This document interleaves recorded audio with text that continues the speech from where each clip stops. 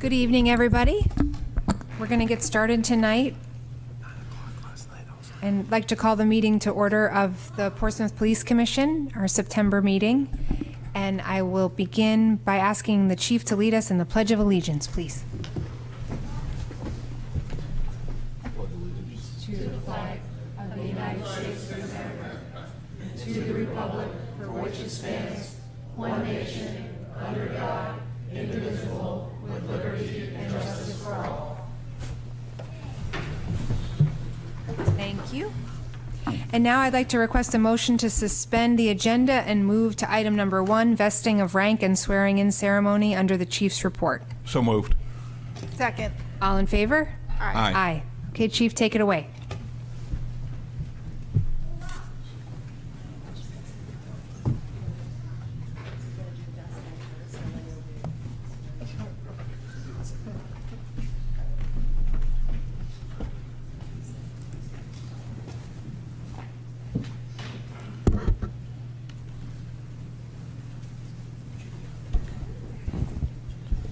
Welcome, everybody. Thank you for coming. Tonight's a good night. We're going to make some promotions or announce some promotions that were recently made, and also one of our newest police officers. First up will be Captain Nick Small. Better put my glasses on.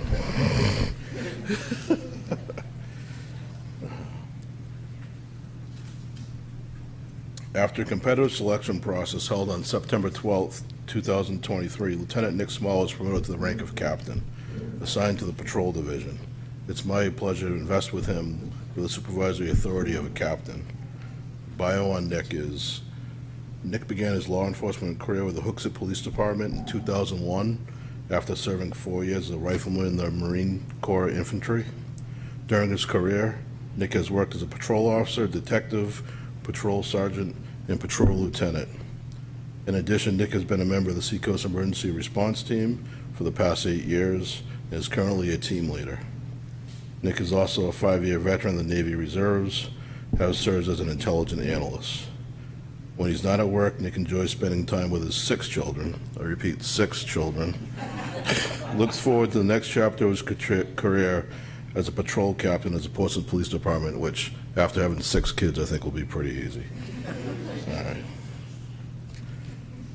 Repeat after me. By virtue of the authority vested in me, well, you don't have to repeat. This is, repeat after me. By virtue of the authority vested in me. By virtue. I think that's your plan. You don't have to me, Jack.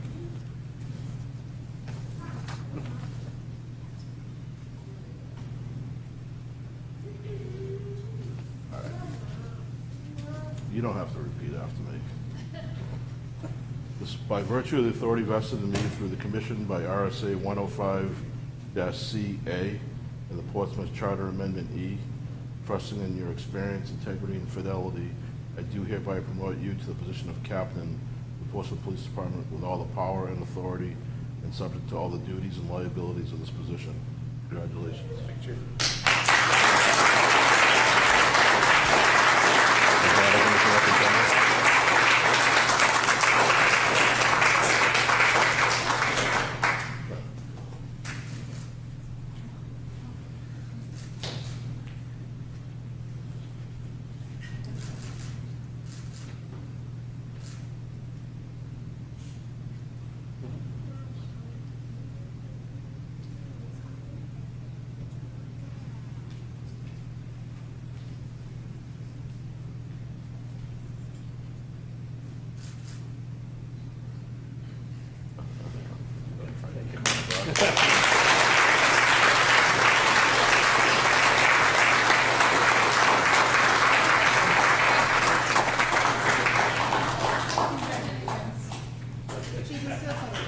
Okay.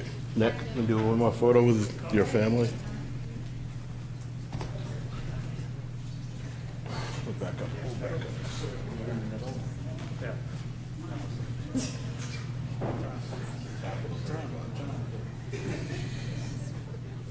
Act like you like John. Thank you.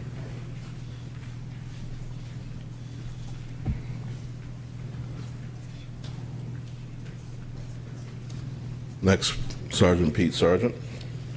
Pete Connor. Jeez.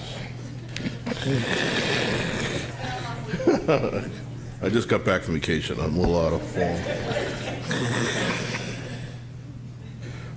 On August 29, 2023, Officer Pete Connor was promoted to the rank of sergeant, assigned to the patrol division. It's my pleasure to vest with him the supervisory authority of sergeant. Sergeant Connor is an 8-year veteran of law enforcement, 7 of which has been with the Portsmouth Police Department. After 7 years as patrol officer, Pete was promoted to this position of sergeant.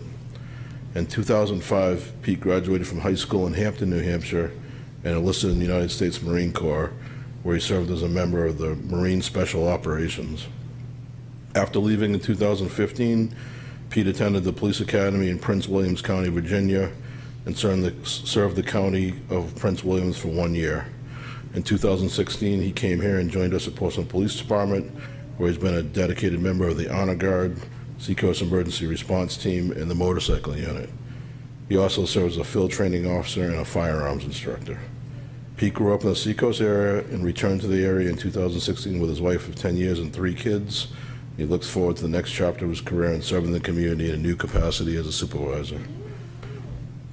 Let's raise your hand, Pete. I gotta get this right this time. By virtue of authority vested in me through the commission of RSA 105-CA and the Portsmouth Charter Amendment E, trusting in your experience, integrity, and fidelity, I do hereby promote you to the position of sergeant with the Portsmouth Police Department, with all the power and authority and subject to all the duties and liabilities of this position. Congratulations. You can have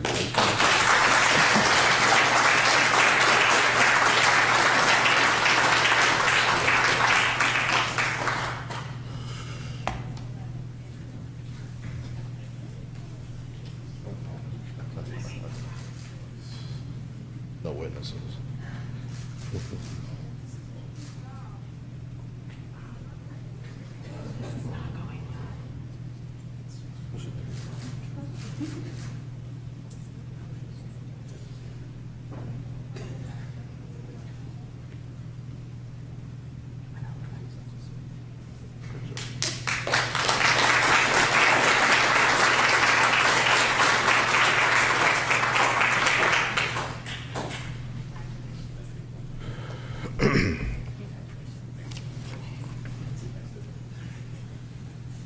Next, Jason.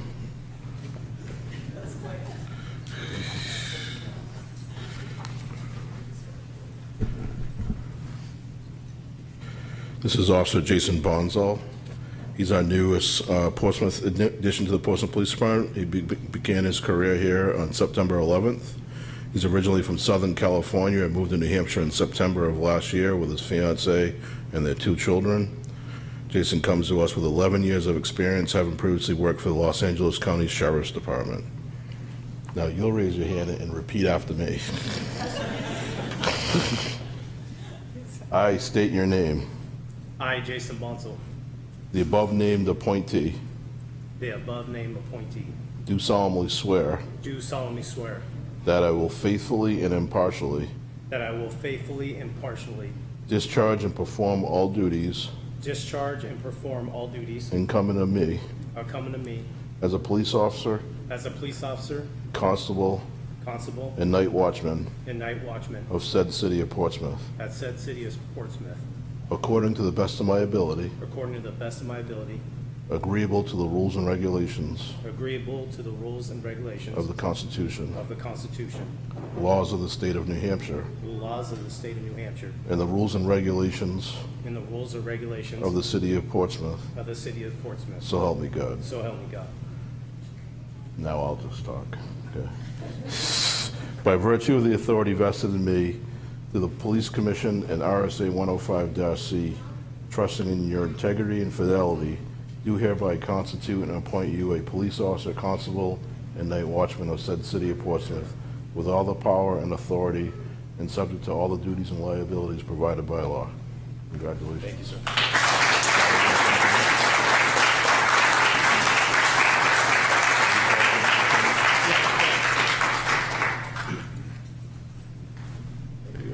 Don't stab me.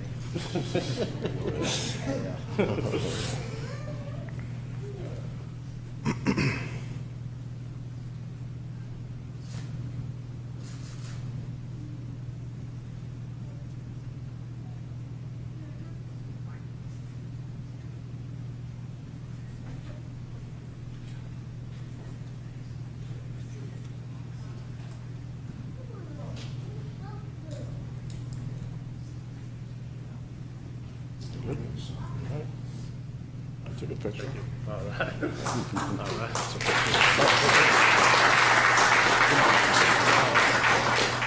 Okay, yeah, guys, come on.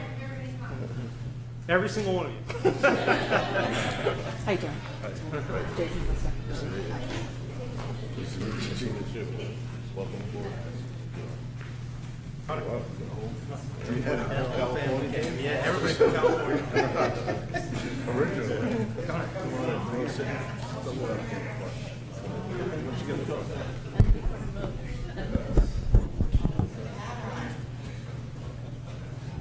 Wait, you want your hat?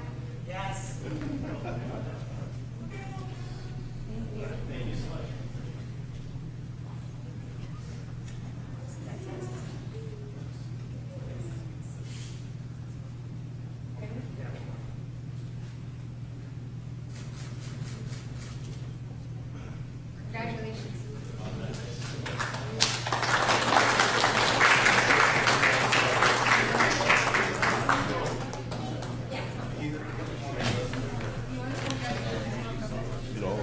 Nice to meet you too, sir.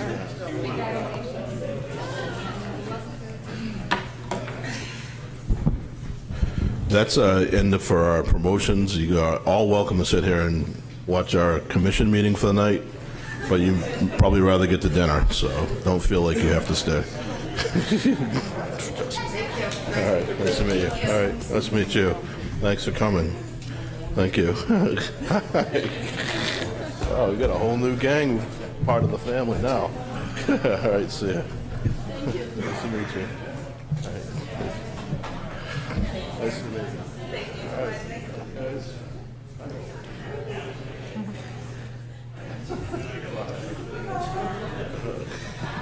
That the fellow officers show up for these.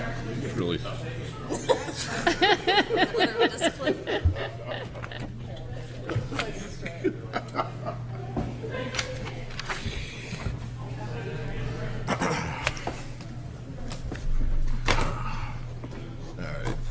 Less than a brilliant performance. Okay. We will resume our regular agenda and just extend congratulations to all those who were part of the vesting of rank and swearing in ceremony tonight. Once again, I think having gone through a recent promotion process, it is evident how deep the talent is here and how impressive the officers we have in the city of Portsmouth are and continue to be. So congratulations to all. Now we'll move to accept the minutes of the meeting held on August 29th, 2003. So moved. Second. All in favor? Aye. Aye. And now open up for public comment. Seeing no one here for public comment, I'm going to go ahead and close public comment period, and we'll move on to the Police Commission agenda items, starting first with the facilities update. And Chief, I'll turn it to you for a report on restoration and what's happened with the existing facility. So as far as the existing facility goes, we're still kind of in that standing pat with the remediation. Like I have stated previously, there's this one area left in the building and the dispatch center that hasn't been fully remediated yet. We just got through the summer for the most part, and the dehumidifiers that we have in the PD, we're fortunately at the point where we no longer need them because the humidity has gone down, and for the most part, we didn't have too much damage from water in the building. So we'll continue to move forward. I know DPW is continuing to work on solutions and upgrades of the HVAC system. So at this point, the majority of the updates for the department are done, and we'll continue to find a way to finish our dispatch center in the near future. Great. Thank you for that update. Any questions on restoration efforts? We'll move on to the public safety facility planning.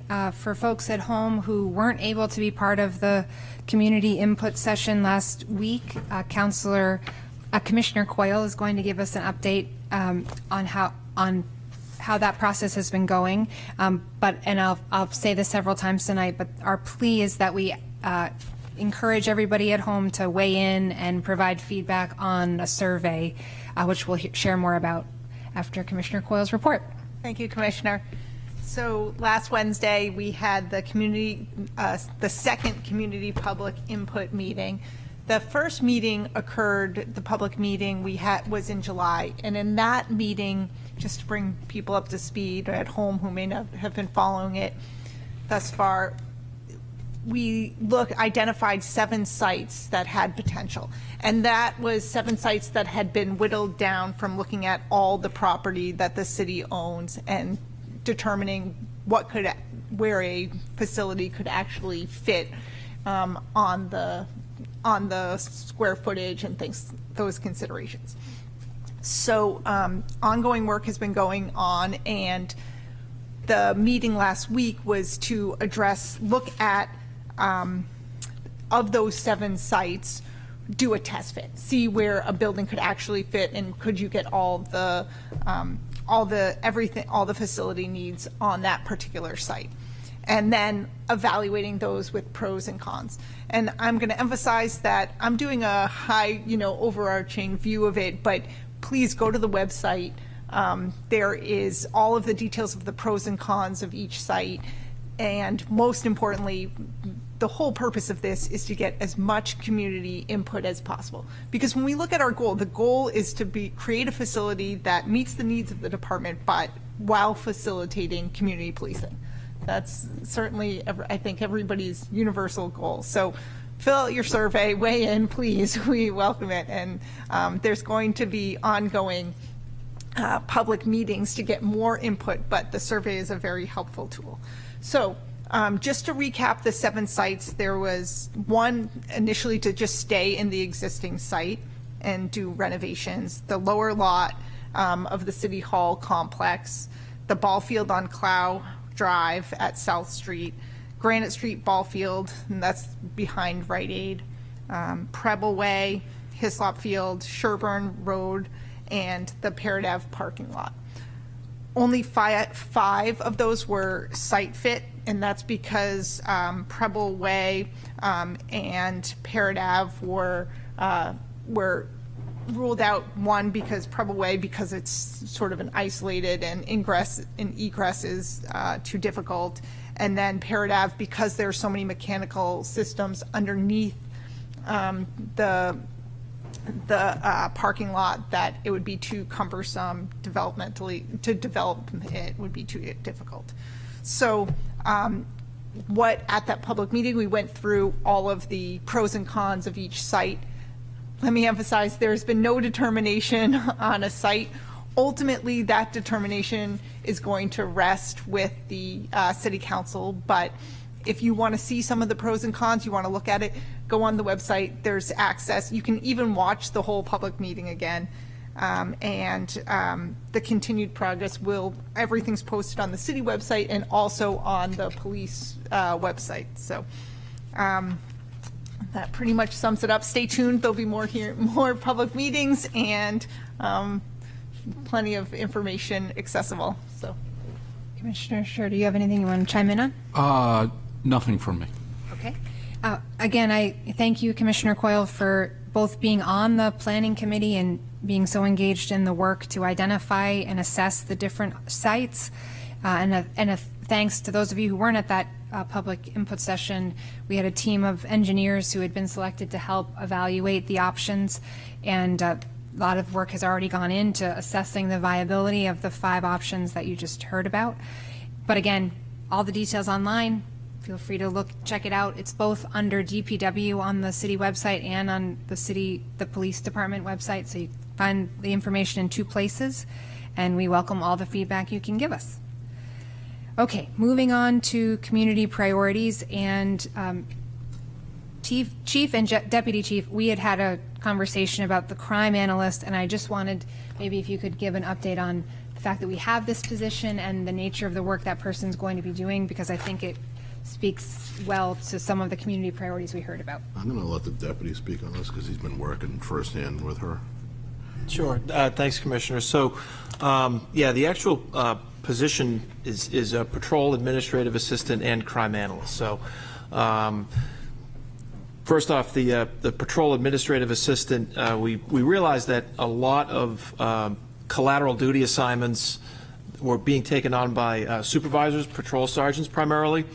Some of those things were simply making sure we had enough forms to do our job. Updating radar certification books, more administrative tasks that we had sergeants doing that kind of took them away from being on the street or having the ability to actually be a street sergeant. So that position will take a load, some of that load off of the patrol sergeants and the lieutenants and help pick up a little bit of administrative piece to free them up to actually do more police work. The second piece is the crime analyst piece, which we had a crime analyst prior in prior budgets, but it got cut, and we're very excited to have it back. I report out on statistics from motor vehicle crashes to just about everything, and primarily I do those myself. It's somewhat because the CAD system we have is quirky and functions differently, and I kind of just happen to know the ins and outs of it better than anybody, so I end up doing it myself. But I only typically do like a topical look at numbers, but not so much a deep dive as to, if we're seeing crashes increase on Middle Street, I'll be able to report out, we'll be able to report the number of crashes, but with the crime analyst will have the availability and the time to look into each of those crashes, for example, and see what's the main contributing factor. Why are the crashes happening on Middle Street? What time of day? Do they happen at a certain time of day more than others? Do they happen at a certain day of the week more than others? So it's really having the ability for that crime analyst to take a look at the reasons behind the activity we're seeing in an effort to better drive patrol and detective assets in order to prevent and mitigate some of those things. Casey Graham is the crime analyst, and she's really a tool and really going to be part of the patrol team, where she'll know everything that's going on in the city, probably more so than some of the officers, because she's looking at all that data that comes in every day, really taking a close look at it. The supervisors, some of the supervisors have already offered to have her pull a number and pull statistics. I bring up that example of Middle Street, for example. We've had a number of serious crashes on Middle Street in the last 2 months. So one of the supervisors had asked Casey to kind of take a deep dive at that and take a look at it.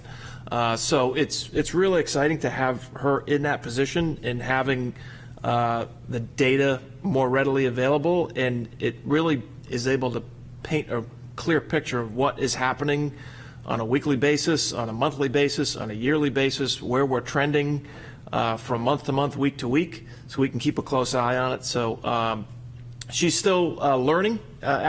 She's still on the job training, so she's still getting better at it and getting more proficient at it. She's only been at it about a month or so. And she's still training her replacement in the court office as well. So she's slowly getting acclimated to it. She comes to our weekly operations meetings now on Tuesdays with the command staff. So we go around the room and she hears about everything that's going on in detective division and patrol. So we're really bringing her into the mix on everything. So it's good to have her involved. That's great. Commissioner Scher? Fair to say, once she gets fully up to speed on the current system, we'll shift over to the new CAD RMS system? Right, yeah, and that's part of the training that I have been going through with her, is training her on the systems that we're using now. And I said, bear in mind, don't fall in love with it, because in about 18 months to 12 months, we're getting rid of this. So she's aware of that, yeah. Fair to say that with the new CAD RMS system, the department's ability to pull data, relevant and useful data, and do deeper analysis will be improved greatly. Improved greatly. Well said. Yeah, absolutely. That was one of the main things we focused on choosing a vendor, is the ability to more easily pull information from it. So It'll be way more efficient. Commissioner Coyle, did you have any questions? I think this is a great opportunity to reflect upon, what we're seeing, what are the trends, analyzing the data, and maybe after some time in 6 months or so, maybe she can come in and give us a presentation. That would be great. Thank you. Thanks, that's very thorough, and appreciate the opportunity for people at home to hear why this new role, a role that's been restored and that we're getting back, is so important to the department. And in that spirit, we have a new role, which is a social worker, and if you could share an update on the search for that position, Chief. So that position has been posted. I think we have 13 applicants so far, and we are scheduling interviews for sometime in mid-October. It's great. Any questions on that? I would just point out, I think all the commissioners have cared very deeply since each of them took office about dealing with the issues surrounding mental health, particularly intersection with the police department, and the addition of this social worker is just going to be a wonderful resource. We think it will be. Captain Dave Keatoney's kind of been running with it, and him and Lieutenant Eric Benson from our personal training have gone, and they just went and visited Dover as a social worker to find out the pros and cons and where to focus your energy and where not to focus on your energy, and the different concepts that are available and what you need as a criteria for a background as a good social worker, and information that things that could be overrated. So we're flushing all those things out. So hopefully, when we do select one, they'll be able to hit the ground running and, start supporting our community and our department.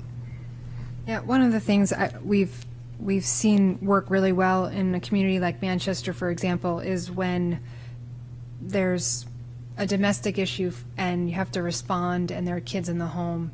Social workers in a position to notify the school so that the folks in the school understand this child may be returning to school after having had a stressful night, and they can provide support to that child. So there's lots of ways in which I think the social worker will benefit the community greatly, and I'm looking forward to that position being filled. Are there any other comments? Okay. Can you also share, Chief, an update on the implementation relative to CAD RMS? I know we talked about it. Deputy Chief mentioned 12 to 18 months. Where are we on the timeline? Yes, so all the contracts have been signed. They started developing, I guess, behind the scenes stuff going on. We have established, formed a committee that will be working on developing and bringing in the new system. We're scheduled to have Central Square coming into the PD with a new hardware in October, but I think the hardware has kind of been delayed or back ordered, so we're pushing it out to November. But it's once that gets there, the ball will still really start rolling and trying to bring in the system and getting it online. And reminder for folks at home, we've been utilizing a very outdated software system for tracking, basically for running the department. It's the communications backbone for the department, everything from tracking traffic stops to figuring out how to communicate from the station to the cruisers, et cetera, and tracking all that communication.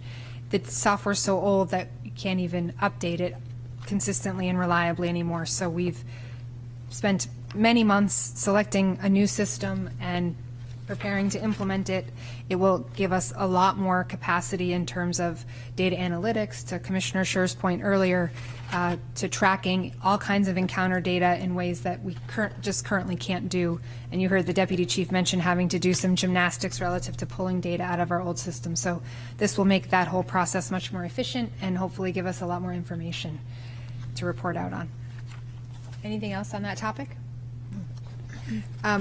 The last item under the Police Commission agenda items is the approval of the recent union contracts. I just, for folks at home, wanted to make sure people heard and understood that the 4-year contracts that our sworn officers, patrol officers, ranking officers, and administrative folks have been under were set to expire.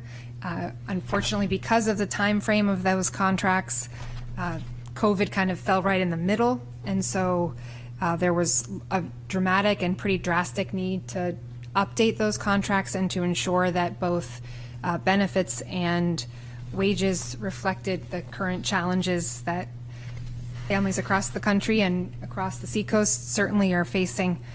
We were seeing a pretty robust climb relative to recruiting people, and we were starting to see actually the impact of our wages relative to losing staff. So we collectively want to thank the community. We want to thank the city council for approving the contracts and ensuring or helping us ensure that the officers that we recruit and retain in this department are adequately paid. Chief, I don't know if you want to say anything further on that. Just again, I thank the support of the city council and the members of the community for approving the contracts. That's one step in the right direction. Obviously, there's a small pool of candidates out there that want to be police officers, and that's one thing that can help us. As I stated the day our contracts got approved, I think they deserve more. We have a very good police department here, the best, I think, in New Hampshire, and they deserve to be paid equivalently. We also live in, the cost of living in the Seacoast community is very high, and it's hard for us to recruit people that were able to live in our community.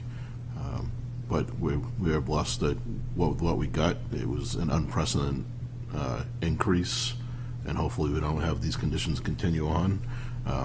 But it's leading us in the right direction, and with other intangibles and creating our culture has been very successful in recruiting and retaining members, but we can't just rely on that alone. So this will help us continue and recruit and bring in the best officers to our city. Commissioner Coyle, do you want to say anything? Just that thank you to the city council too for helping support the officers. Commissioner Scher? I would point one thing out in addition to the unprecedented increase in wages for patrol and ranking officers. One of the things that I think is really important is we've made it a good bit more possible that we're going to get lateral people in the way we can slot them into the wage scale. It's going to give us access to a larger pool. Yeah, thank you. That's an important point. So for folks at home, these contracts are 4-year contracts. As the chief said, it does reflect an unprecedented shift, both in terms of how we address lateral moves and seniority and the pay scale, but also in terms of the increase that folks here are going to benefit from. And we're grateful to the community for helping make this happen, and we think it's the best way to ensure continued excellence within the department. So with that, Chief, I'm turning it over to you. You've got the agenda items now. All right. The thing I have is a thank you letter for the appreciation of our officers from the owner of Izzy's Yogurt downtown.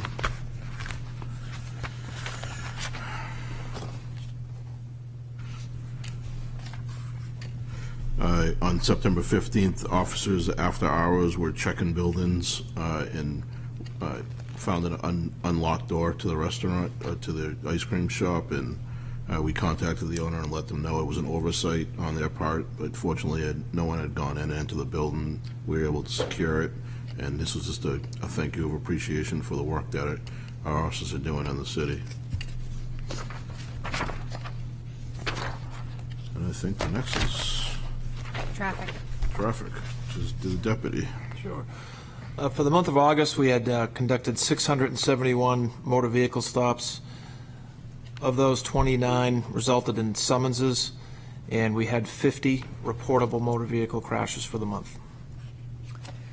Just a quick question. How did our, if you may, how did the DUI enforcement go on September 1st? It went well. Yeah. We had no DWI arrests. It went well locally and regionally as well. Speaking with New Hampshire State Police, the days following Labor Day weekend, I think it was actually reported that there was not even one motor vehicle crash on the 95 corridor on Labor Day, which is pretty remarkable. We had 2 or 3 DWI patrols out on that Friday. We've submitted our statistics. I think we stopped somewhere just shy of 50 cars probably combined between the 3 officers in addition to our regular patrols, but all in all, nothing happened. So it was a success. That's great. is great. Karen? Yep. On the financial report, we're tracking about 2% under the cap. That will increase when we get the July and August grant journal entries done, due to the costing out of contracts and whatnot. We didn't finish that for this report. So in October, the September report will show the increase in our budget from the contingency funds for the union, and it'll have all the grants for Q1 taken out of it. In terms of the strategic plan, we just completed one. We're in the process of starting a new one. And I just do want to state that the operations meetings that we have, command staff meetings, a lot of that comes from that. A lot of the information and that we use for that strategic plan comes from those meetings. Bottom up, a lot of the stuff comes and gets us on track for the next 5 years. In terms of grants, we don't have any grant applications due right now, but we do have, I think, a Homeland Security one coming that we'll be putting before you. Great. And just for folks at home, in terms of the grant application update, we did submit a letter of support for the increase to the ICAC grant. To 1.3 million. Right, last month, so Yeah. we're very hopeful that that will come through and the work will be able to continue given the volume and the demand. Yep. Okay, any questions on the financial report? Go ahead. Just quickly, when do we typically hear back about the ICAC grant? So there's two different ones. There's the federal one, which we've submitted that application. We should hear in the next 6 to 8 weeks.